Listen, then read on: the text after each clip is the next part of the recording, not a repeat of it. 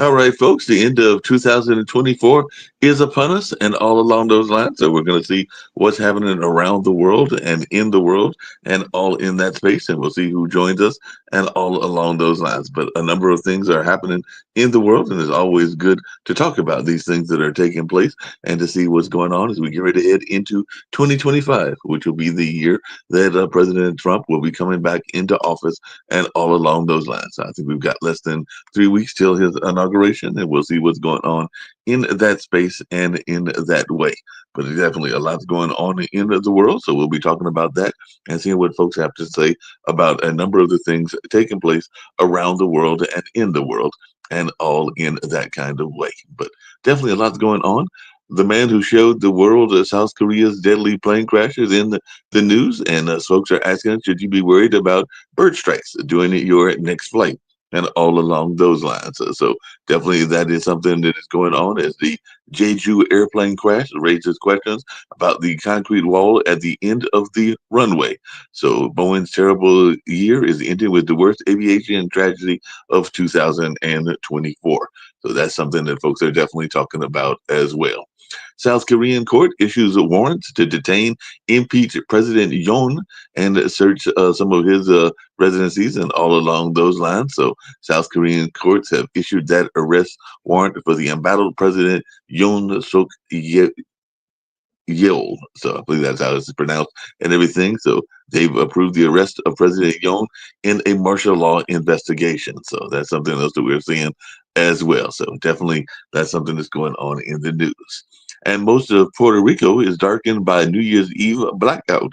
So Puerto Rico plunges into darkness as a power outage hits more than 1.3 million customers on New Year's Eve. So definitely that's something that goes on as nearly all of Puerto Rico is without power on New Year's Eve. So don't know how much of a celebration they'll be having in that part of the world.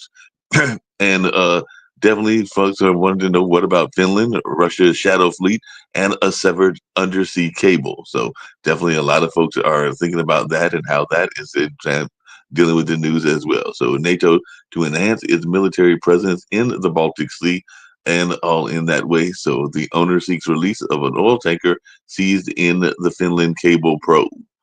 And the IDF has downed a ballistic missiles from Yemen as sirens are heard across central Israel and all in that way. So the Houthis have launched a missile at Israel amid warnings of retaliation. So Houthis claim to hit the Jerusalem power station as well as the Ben Gurion airport. So that's something else that we're seeing as well. And the Wall Street Journal is saying that Africa has entered a new era of war.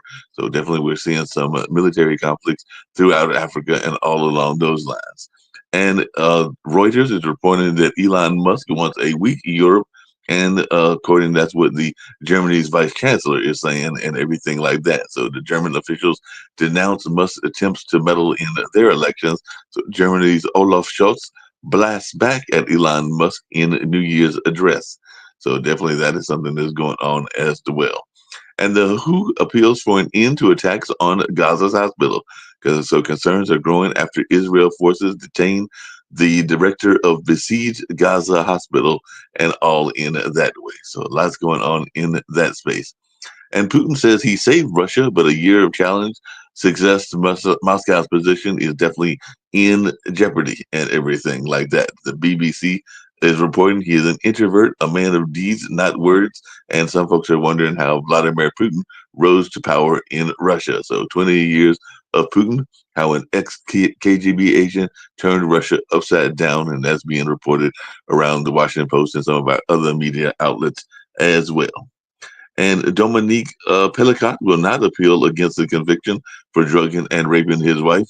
So there are some appeals that were filed in the mass rape case in France, bringing new trials for 17 men. But it does look like Gazelle Pelicot's ex-husband won't appeal his 20-year prison sentence for orchestrating the mass rapes and everything like that. And a state of emergency has been declared in Trinidad and Tobago amid an exceptionally deadly year. So there's been some rising crime in that area, and they've imposed a state of emergency over gang wars in that area. So yes, definitely gang wars are impacting a number of places and all in that line. Gaza babies are dying from the cold as winter temperatures are dropping. So the sixth baby has died from severe cold in Gaza as Israel raids the hospitals. So displaced Gaza newborn freezes to death and twin flights for his life as rain floods the tents and everything like that. So definitely that's something going on in the news as well. And Xi Jinping signals growth is top priority in his speech, acknowledging China's strains. So Xi underlines confidence and hard work in 2025 to rise above the challenges. China's Xi says the nation faces arduous reforms and stability tests. So definitely, it looks like not just the U.S. but other places are definitely looking at what's going on in that space. I have to see if Shaquille makes it in because it looks like Sydney has already rung in 2025. So it looks like the world is beginning to welcome 2025, and definitely it's already having some New Year celebrations that have already started and everything like that. So some folks are wondering why the world celebrates New Year's Day on January 1st, and what are some of the traditions that goes on in that. So apparently Australia welcomed 2025 with an epic midnight fireworks display. So they're already in the new year in that particular part of the world.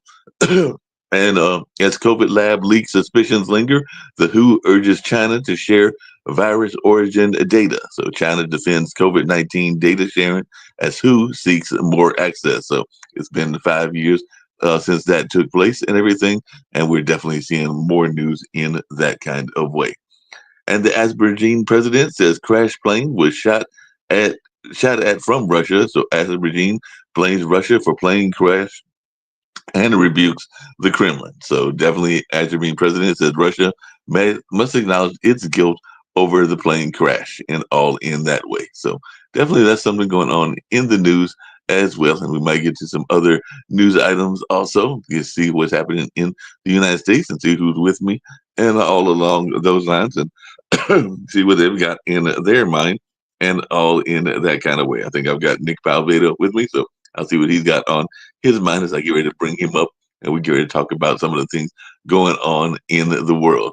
The U.S. president who became China's friend is what some folks are saying about Jimmy Carter. So Jimmy Carter's grandson, Jason, speaks out on the former president's life and legacy. And definitely Biden closes his government as a mark of respect for the late former president, Jimmy Carter. So definitely that's one of the things that's going on and all in that space. And of course, people are trying to figure out who's going to be performing at this year's Times Square drop and all in that space.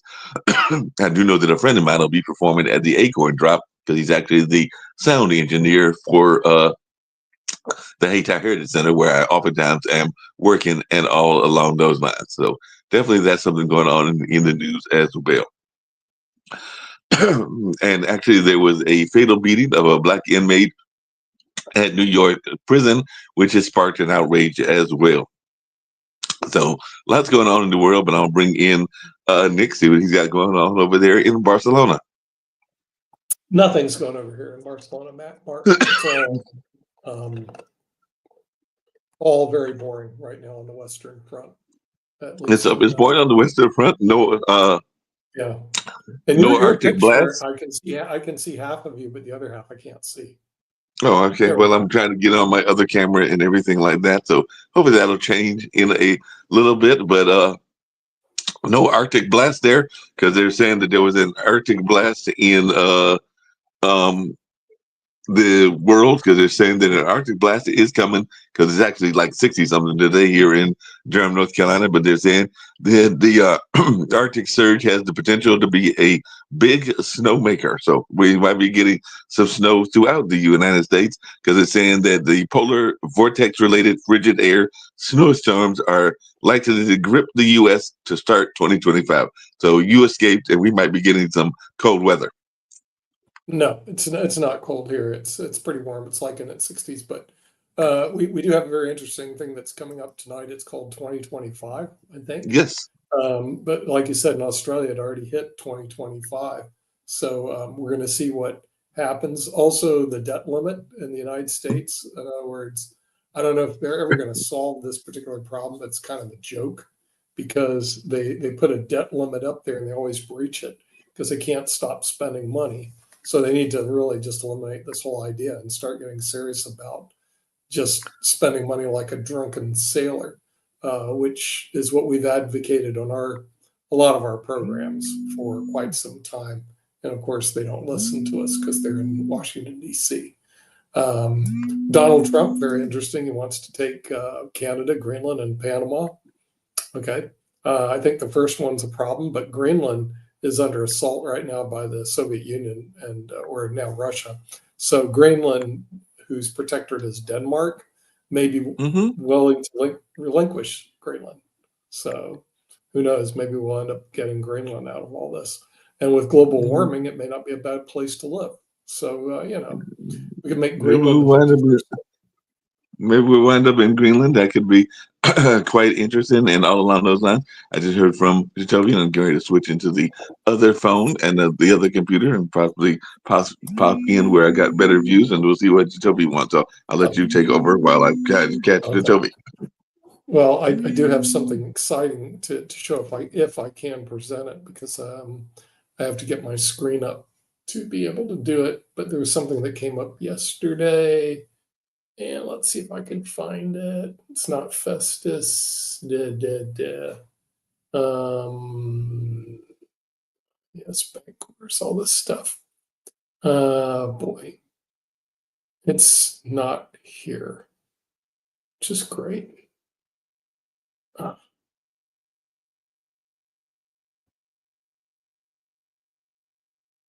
Computer's not going to show it. Sorry, I'm frozen.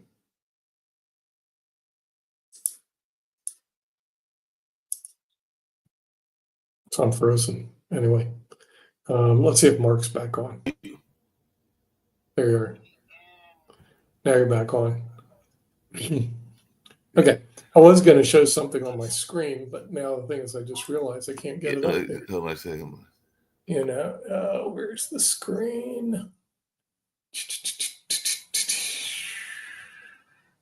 It's not Sasha playing the piano. It's not that. Not that. Blue City. Bez, UK Bank. Nope. Okay, very difficult.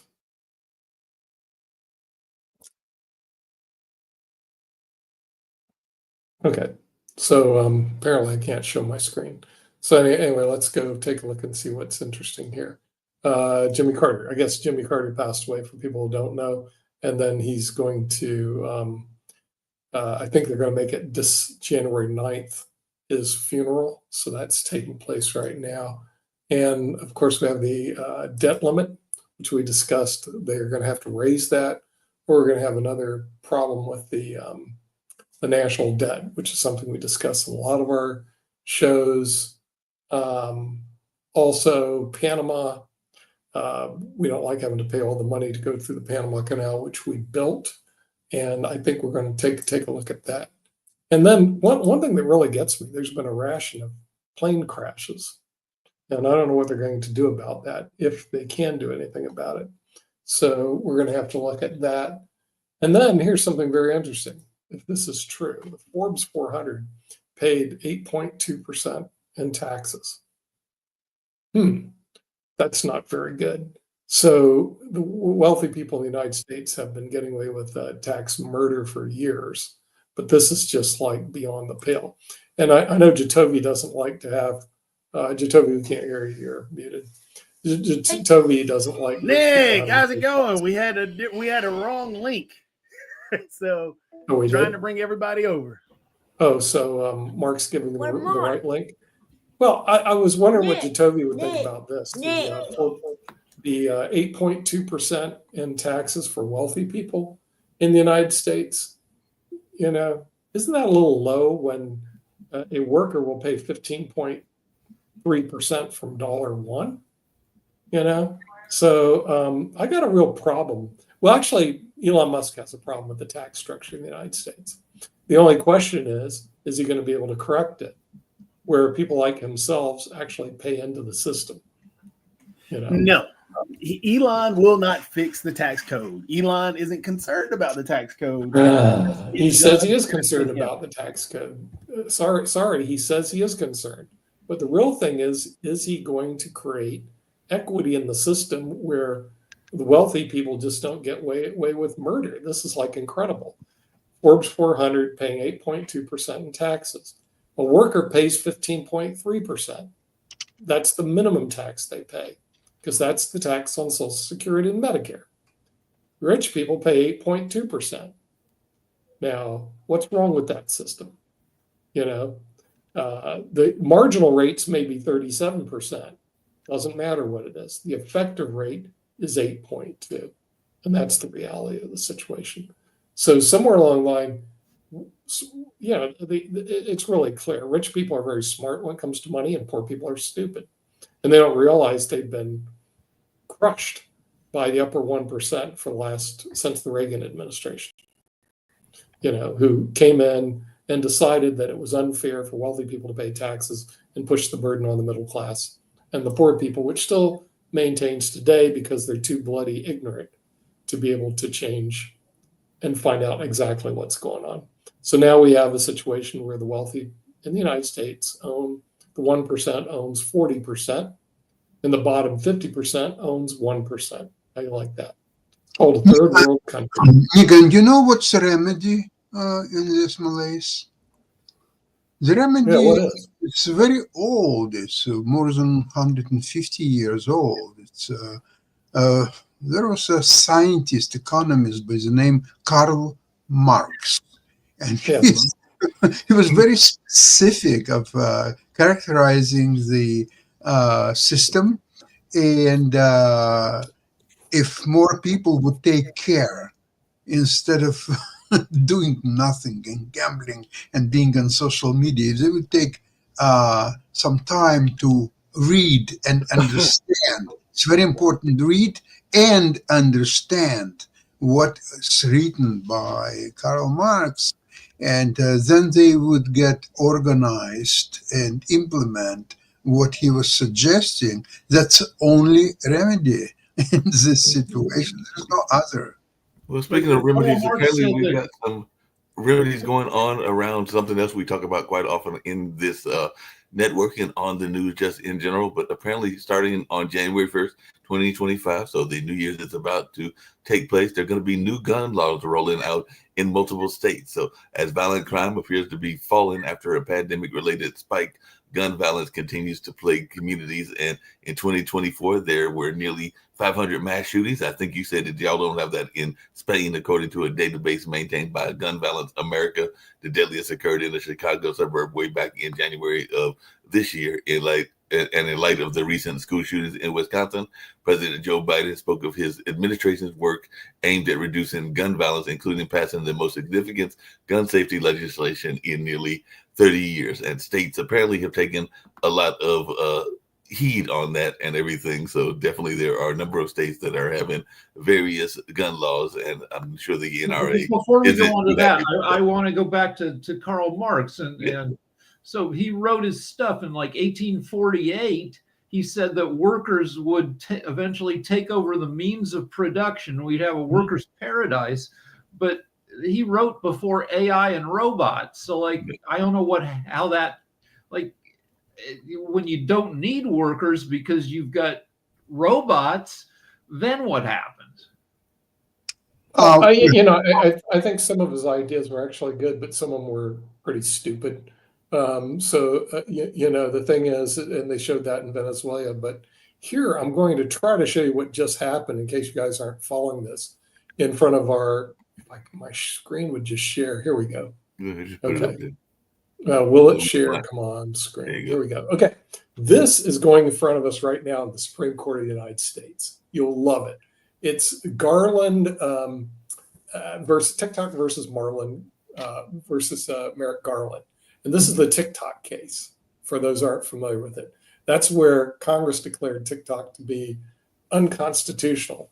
Believe it or not, Donald Trump has intervened in the Supreme Court in an amicus brief, which if you read through the brief, it's great to read. It tells you how great and wonderful Donald Trump is. He's the second coming of the savior.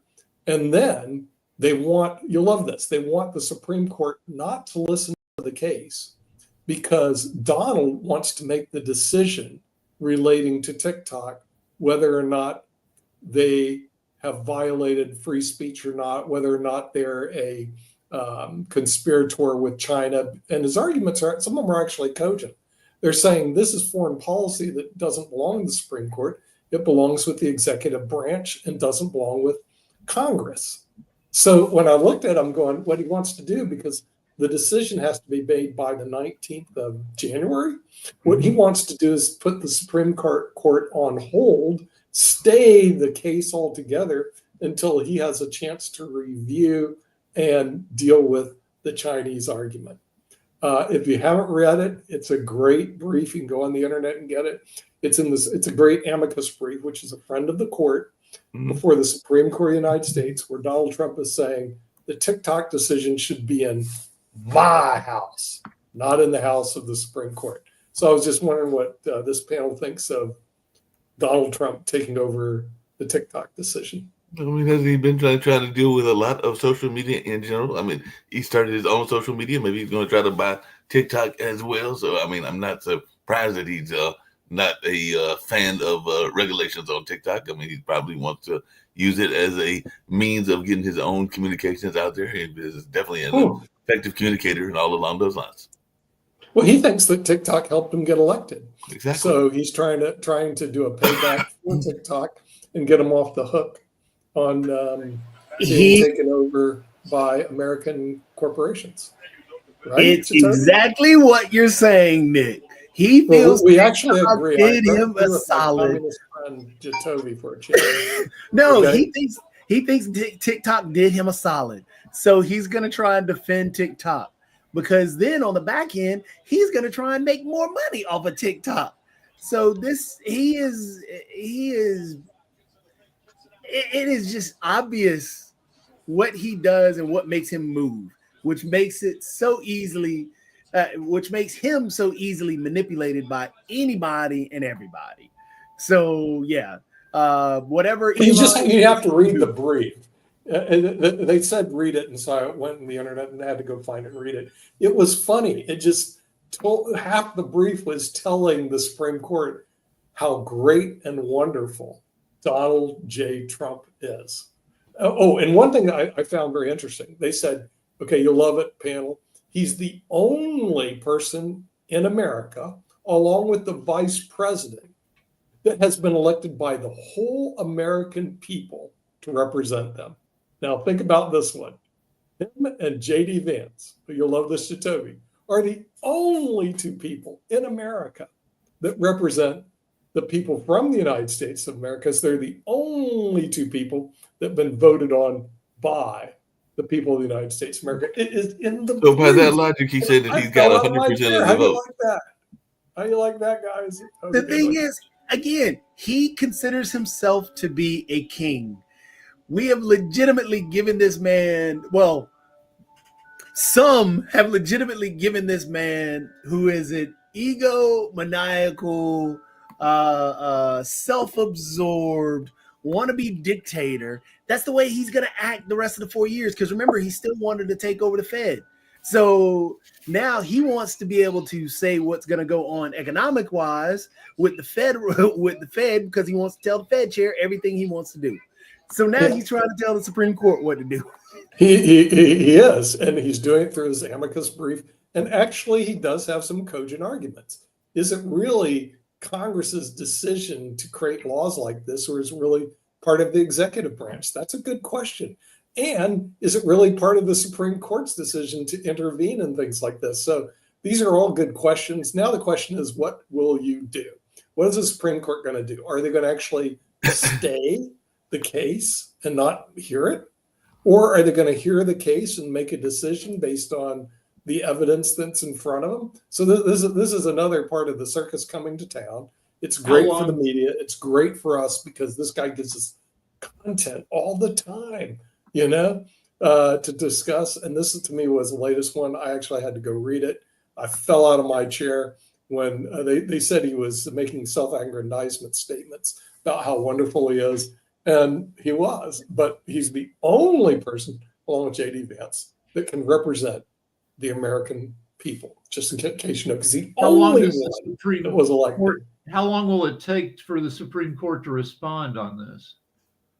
I have no idea. They can do it pretty rapidly. They could do it immediately if they wanted to. Rick, I mean, so they could have a decision by tomorrow because, a stay order. See, the problem when I read it didn't say motion to stay or motion to intervene to stay or anything like that, but it looked to be more like a motion to. It looked to be a motion, but wasn't made in the form of a motion to stay the proceedings until Donald Trump had a chance to intervene. In this. He's probably going to try to intervene in a lot of stuff. He's not Maybe he's going to try to intervene after the 19th. So again, it's kind of an interesting thing. I want to come back to what I was talking about earlier because you're going to love this one, and I think Sasha's going to love it as well because there's these lovely thing called cigarette warnings and everything. So apparently, the state of New York, we know that lovely state. I know you like to visit it. I used to like visiting. It's been a minute since I've been there. I need to get back up there. But New York is going to require gun dealers to post a sign on their door warning consumers of the risk of gun ownership. I mean, I think that you would know that you have a risk if you buy the gun. So they're going to put a sign on the door and get mandatory starting on January 7th. So a week from today, if you go to New York and you want to buy a gun, there's going to be a big sign up on the door saying that there's a risk that you might shoot yourself or that you might get shot if you buy this gun. But they have to post this sign warning customers. So this is one of the new gun laws. So what do you think about this thought of just like throwing these signs up there and everything like that? I think it's ridiculous. The only way to get rid of this problem is get how we did it with airports and with courts. They just eliminated the guns. And what they did in Spain, they eliminated it. And in Australia, they eliminated it. And then all of a sudden, lo and behold, the gun crime went down tremendously. So you need to de-arm people, period, the end. The United States is an entrance command, so you're always going to have that's what they're going to do.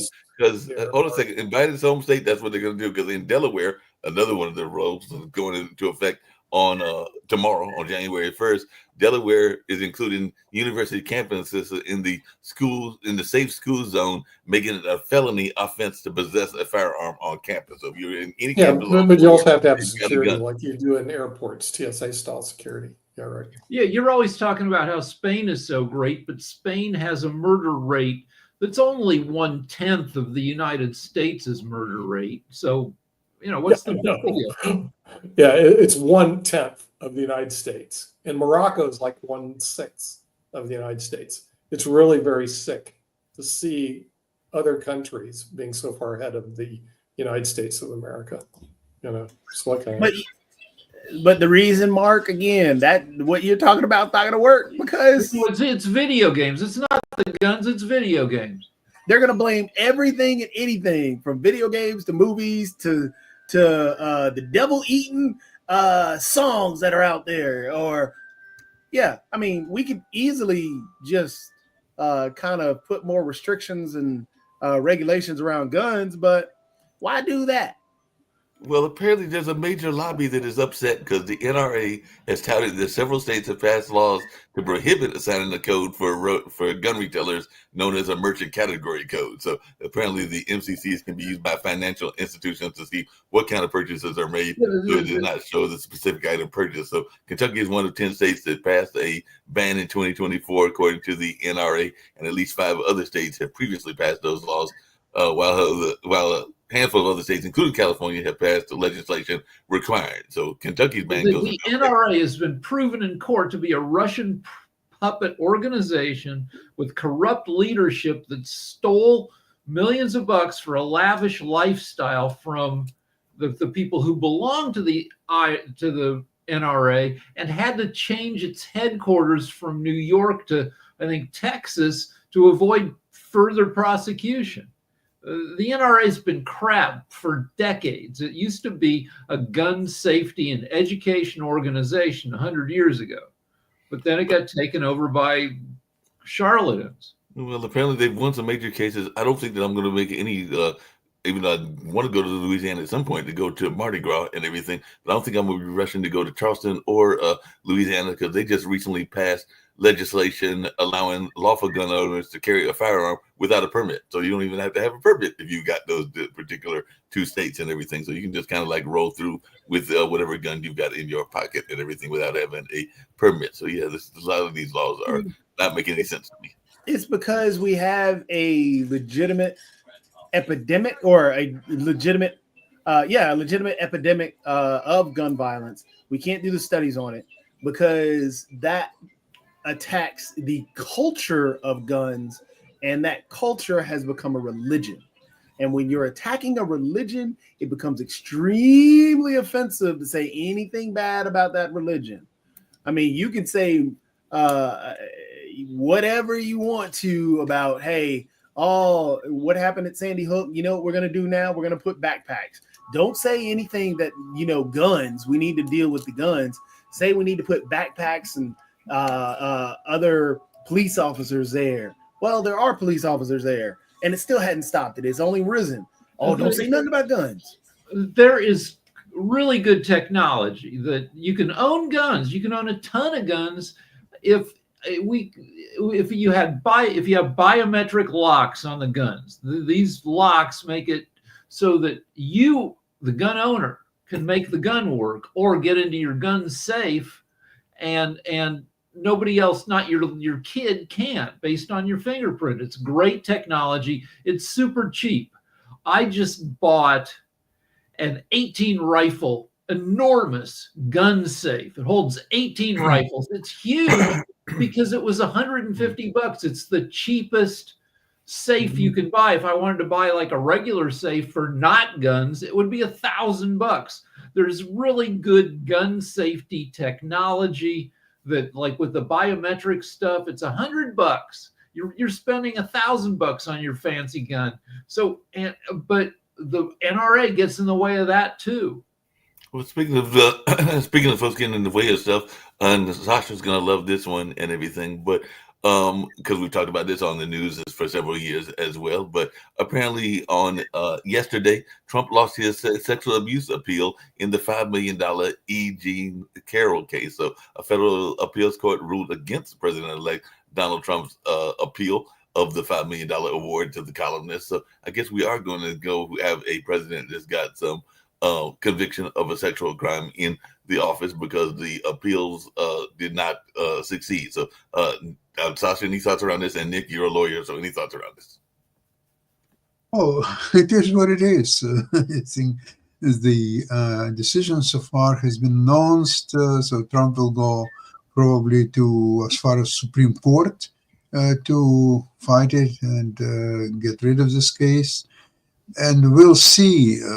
Supreme Court is a funny thing. Sometimes they give Trump more than he is asking for, and sometimes they reject his claim. So we'll see how it will work. This is only the first rule.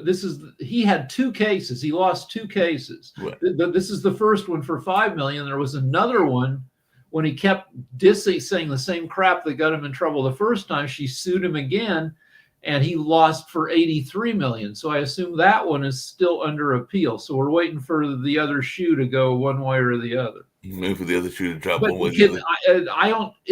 does the ruling make it possible? Did he have to put up any money will he really be required to pay? Now, let's be honest. He's still stiff to what was it, a city in Colorado, wasn't it? Well, he's stiff. He's stiffed. He's stiffed arenas and in a dozen states. Yep. He's the biggest. He and his family are the biggest deadbeats in U.S. history. They've stiffed creditors to the tune of about $1.5 billion. So in terms of him having to pay or him trying to pay, he's going to fight this. And then if he ends up winning, he won't pay his lawyers. So that's just what he's going to do. Well, speaking of paying your lawyers on less than 3 weeks from now, I guess a lot of people will be rushing to D.C., those that are MAGA supporters and everything like that. So I'm just wondering, is anybody here? Because I think the last time I tried to go to inauguration and actually went to one was the first Obama inauguration. So is any of our esteemed panel here going to be rushing to see their representatives and senators so they can get a ticket? Because the tickets basically are free and everything. So definitely, are you anybody here going to be rushing to wake up there on January 20th to get these fine tickets in order to watch Trump roll back? What you need to do is the Jimmy Carter funeral is January 9th. So Right. go for the Jimmy Carter funeral, stay for the inauguration. Are you rushing to do that, Jacoby? I like how you use the term Russian. So my answer to go into that place, no. I'm sure there will be a lot of people Russian going to the inauguration. So no, I'm not going to that one. There'll be some other people there. I'm not gonna do it. No need to threaten my life. No, If you look back 8 years, the first clue that Donald Trump was really going to kind of be a dick as president was when he claimed that the crowd at his inauguration was bigger than the crowd at Obama's inauguration, the biggest crowd in history. And aerial photos showed, his crowd was maybe 40% of Obama's. So we'll see if he repeats himself and says again that his crowd is the biggest in history. Well, there'll be a lot of paid actors and everything there. So, I mean, I'm sure there's going to be a big crowd there because they're going to want to prove the whole Obama thing wrong so he can have this huge crowd. I doubt he'll ever reach that point, but there are going to be a lot of paid people there. But didn't we just hear Nick, when he was here earlier, say that he's now claiming that he is the supreme leader? Because he just said that apparently one of the things in that brief was that him and J.D. Vance have the approval, the way it sounded, Nick was saying, of the entirety of the United States. So when last time I checked, it was like 50 to 49 or something like that, or correct me if my percentage. All right, so Trump has never received 50% of the popular vote. Right. This time around, he did the best he's ever done. He won the popular vote with 49.8% versus Harris got 48.33%. So he won the popular vote by 1.5% almost, but he didn't win 50% of the vote because there were, people voted for lunatics like what's her face, Dr. Green Party lady, Carol Stein. Jill Stein. Jill Stein. So he still hasn't gotten 50% of the population. If you look at the in terms of his numbers, he still had less votes than Joe Biden.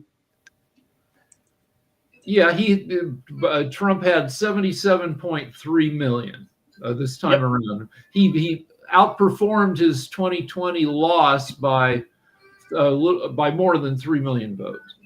Yep, but still lost to Biden's vote. Who had 81 million. Yep.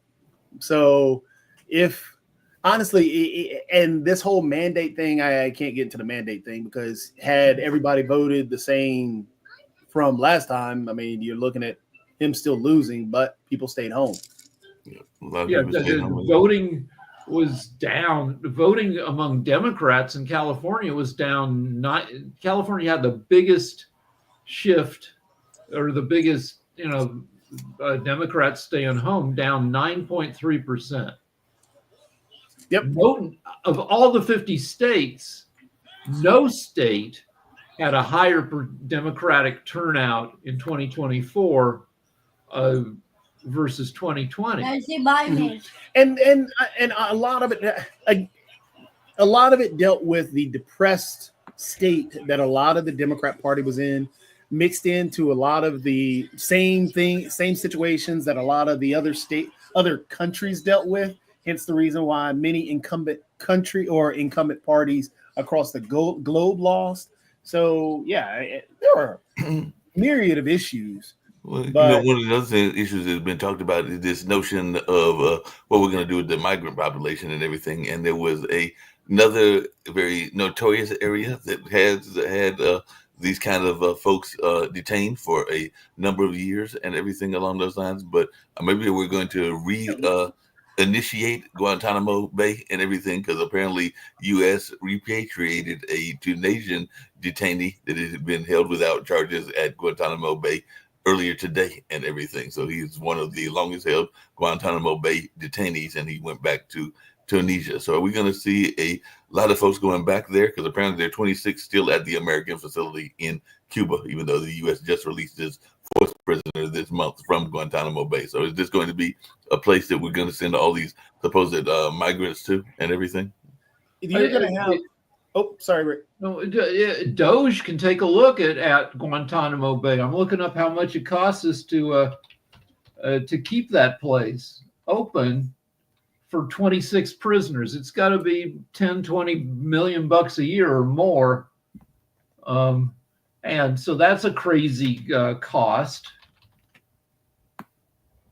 Yep, that could be something that they could save some money on. Speaking of saving money, again, that's going to be another issue that is going to begin to fracture the connection between Elon Musk. Well, it's going to fracture and create a problem between Elon and Trump, or Elon and the MAGA base. Because remember, the MAGA base is determined to do this mass deportations. And what you're talking about with Gitmo, that's going to have to be used, as well as they're talking about creating concentration camps, because wasn't it Texas that said we have some land that we're going to give so we can create these camps? No, this is all disgusting and disturbing, but this is what that MAGA base wants. And will Trump go through with it? He's trying to. He wants to. He's put up his Homeland Security guy to do it. But will Doge agree to it? I don't know, because they're fighting for the H-1B visas. So I looked it up. Guantanamo costs more than $500 million a year to operate for 26 prisoners. So that's $20 million per year per prisoner. That's insanely wasteful. Well, speaking of things being wasteful, because apparently it's not going to go into its fifth year, and I know that one of Sasha's co-hosts on the Ukraine show is a big advocate of it and everything, but I wonder, Sasha and my fellow panelists, what are our thoughts about this notion of a space force? Because I do know that Jonathan oftentimes talks about it, and apparently there's even a push to get this space force going, so I guess we can have like the Star Wars type military and everything like that. So definitely I know that Jonathan Lockwood, who's a regular contributor on the Ukraine-Russia show, is a big supporter of the Space Force and everything. But is this a reality, and is this something we're going to see? Here's what you need. Space Force needs to be space janitors. There's a bunch of debris, tens of thousands, probably maybe hundreds of thousands of pieces of space junk, like old satellites that got busted into pieces. All that stuff is floating around in orbit. And if you hit at some point, there will be so much spacecraft that it'll be a significant risk that if you try to launch from Earth, you'll run into something at 25,000 miles an hour, which destroys you and makes more space junk. Okay, answering your question, what Jonathan had in mind is the creation of a fleet of at least close to 100 spaceships circling the globe, and they would have a high-powered laser beams. They will be manned spaceships, not robots. So that will, if anybody, whether Russia or China, will try to shoot down the spaceship, manned a spaceship, it's an act of war, and that would be unleashed instantly. Now, the purpose of this laser, high-power laser beams, would be to shoot down the missile, which originated in Russia or China or anywhere else, doesn't matter, early enough when it's still rising and when it's not moving really that fast at the beginning of its launch. And that would make the forces of Russia's missile attacks virtually impossible. The technology exists to implement all that. Now, the factors are the time factor, the financial factor, all that, and finally the political will to implement such system. Because if, let's see, for example, if United States will start implement something like that, there is a huge risk of a preventive attack by Russian, Chinese, or both forces. So it's not engraved in stone that that's a remedy for all, but that's worth discussing, I guess. Let me just point out, none of that is possible. Because putting a person one in space, and you're talking about 100 or however many you want to throw in space at a regular point in time, you're talking about hitting a particular launch window to get into space one for each one of those, which would take a very long time. And then you're talking about for them to stay in space for the whole amount of time would be an impossibility because they die from cancer because the amount of you have no protection from the radiation. We're shielded by miles and miles Yes. of atmosphere. And then you're talking about dodging all the space junk that is out there, which you can get hit by at any moment, which is one of the reasons why you have problems with the space station anyway. So even worse, now you're saying, okay, well, we're going to have a space station there that's going to be able to dock and go on. Even still, you're going to have to bring people back and forth from space because there's no legitimate way you're keeping people up there more than a couple of months without them dying in space, because not only do you have to have the food, water resources, you're talking about a space ship that would be able to roam, having all the food and water for even just one individual is an impossibility. Not to even mention lasers. You're not going to have any capacity to have a laser beam from a spaceship being manned that's going to be able to shoot out a Russian missile or whatever else. Sure, you can have laser tracking systems and so on and so forth. I mean, it's just a legit impossibility to do any of that. Well, here's what you do. Here's what you do. You turn it into a private industry. You put up a bunch of space hotels and casinos. Like 75% of Americans are obese or overweight. You say, go into space for a vacation, take a vacation from weighing 300 pounds. You won't weigh anything. You can gamble, you can see shows while you're weightless, and then you strap the lasers to the space casinos. Well, apparently we're having a space race. Apparently we're having a space race because earlier today, SpaceX launched its last launch of 2024, putting Starlink satellites into orbit, and they're saying that the tally now is 93, so that raises the Space Coast tally to 93. So I guess we got 93 satellites floating up there and everything like that. But definitely that took place about 5 hours ago. Let's talk about what Jacoby was talking about, which is intercontinental missile defense, which is very leaky. When Iran sends a ton of missiles to try to blow up stuff in Israel, those missiles are not intercontinental. They're moving 1,500 miles an hour, maybe, compared to 25,000 miles an hour for the nuclear missiles. And we have technology to knock down the nuclear missiles, but the odds that our tech, that one of our interceptor missiles can hit one of these nuclear missiles is only 44%. Any one nuclear interceptor missile has less than a 50% chance of knocking out a nuke. And Russia and the US each have 1,700 nukes. Right.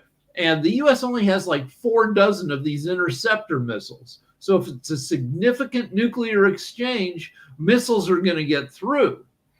And the odds aren't that much better with lasers at this point because, again, intercontinental missiles move 20 times faster than the missiles that you used to try to blow up Israel. But Rick, and then hold on real quick, just to add one more thing, Mark, not to mention, we do not know scientifically the effects of that much amount of nuclear radiation or that nuclear explosion, what is it going to happen? What's going to happen to not only the atmosphere and the groundwater and everything else from when it falls?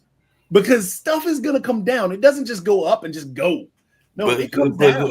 Rick, you tell me we might have something more significant to worry about in 2025 and everything, because apparently in a recent news article, I think it was in Science News magazine, and this deals with your area, Rick, and everything, scientists are predicting that an undersea volcano eruption near Oregon will be taking place in 2025. So who knows what kind of impact that will have, depending on how big this underwater submarine volcano is. But they are saying that it will be erupting sometime in this coming year. Eruptions are somewhat good news for the planet. When Krakatoa erupted, whenever it did, in the 19th century sometime, tremendous volcano, Earth didn't have summer for a year. It threw a bunch of junk into the atmosphere that blocked sunlight.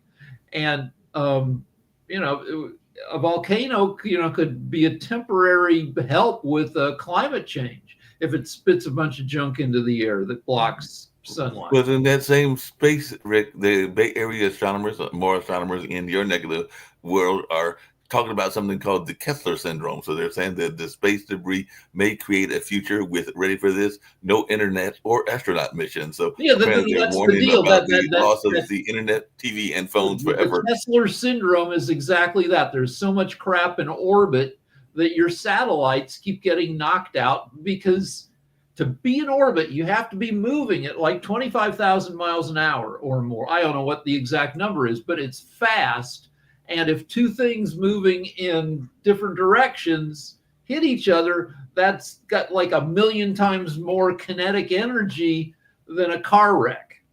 So with all this talk we've been having for days about AI and the internet and even this network and everything, are we going to run the risk in 2025 or maybe later of there being no internet, no TV, or no phones? Because they're saying that the scientists are warning that we could lose all of this technology forever.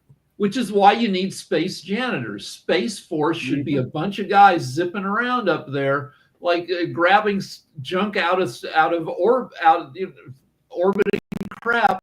And at the very least, you need a sitcom set in space with space janitors. Maybe you don't do it for real. You just there was a really fun a sitcom called Space Force starring Steve Carell, and I don't think that many people watched it, but I liked it a lot.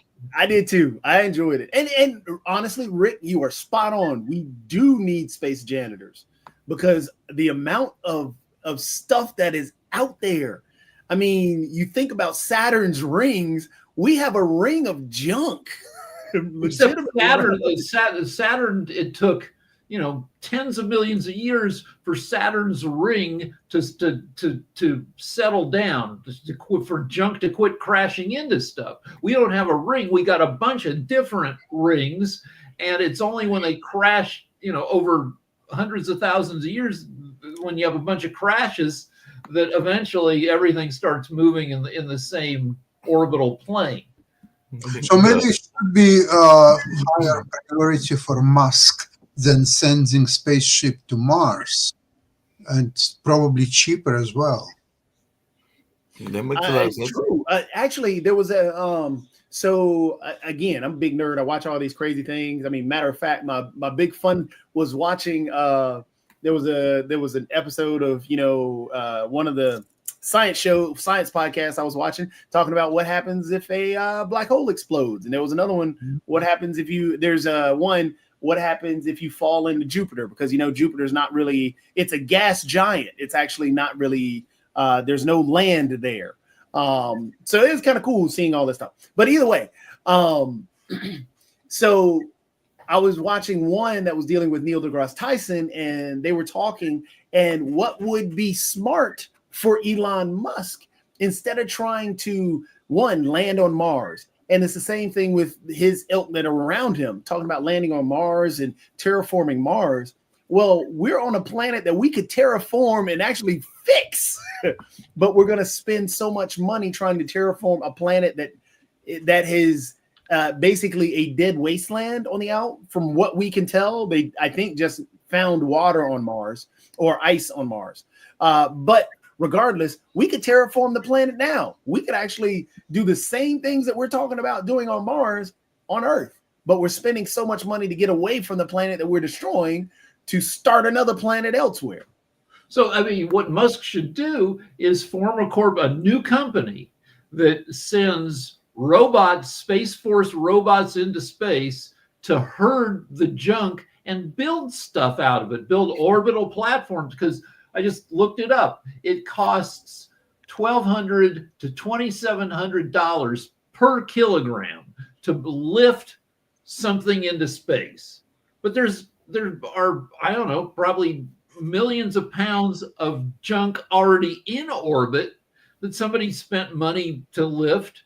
If you can herd that stuff, you can't herd all of it in one direction because it's expensive to change the direction. But if you grab the stuff that's heading in roughly the same direction, and you take robots and they get out there and they ride this stuff and push it together and build, more orbiting platforms that then Musk can use to help with his go to Mars thing.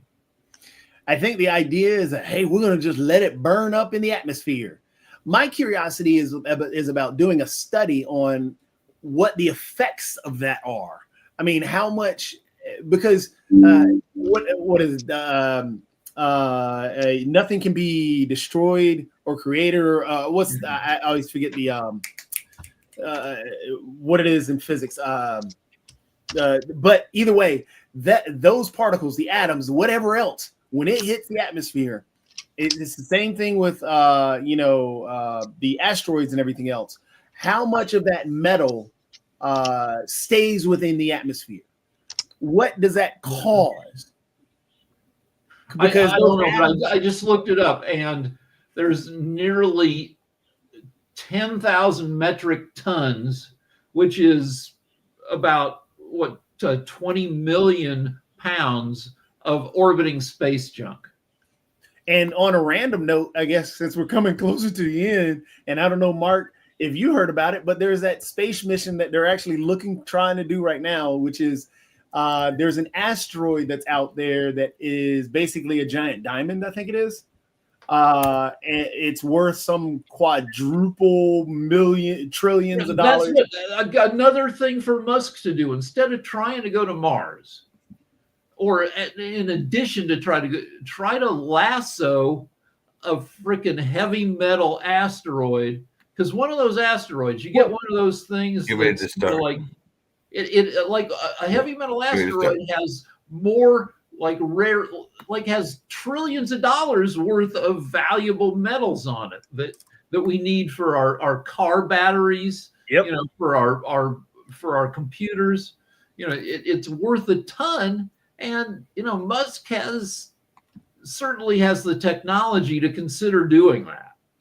And that is what they're trying to figure out, because supposedly the amount, the price on that asteroid would give everybody over like $2-3 million or billion, some ridiculous amount of money. Everybody on Earth, it would increase. Everybody on Earth, if they had a piece of that. But of course, the only person that's going to get a piece of that is whoever captures that asteroid. Well, but we've talked about this. Like, going to Mars is a loser proposition for the next few centuries, because Mars has no magnetosphere. It has no magnetic shield against radiation. So if you go to Mars, your chances of getting cancer are multiplied to almost certainty, because you're bombarded by heavy radiation like 24/7, unless you live a couple hundred meters underground.